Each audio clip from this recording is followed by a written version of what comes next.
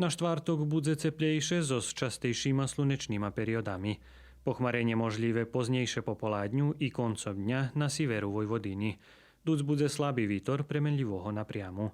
Minimálna ranšia temperatúra še bude rúšať od 4 po 7 a maximálna dňová od 20 stupňov Veršcu po 23 stupni u Zombore i Novým Sadu.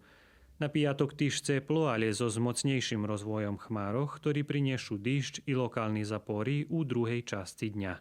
Minimálna temperatúra od 4 po 11 a maximálna od 18 stupňov Zombore po 24 stupňov Negotínu. Prez víkend nás čeká zachladzenie so častými padaniami a na horoch možlivý sníh.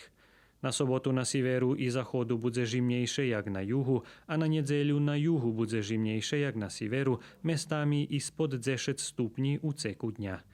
Na pondelok by padania trebali prestať, kedy šlídzi i vychvíľovanie.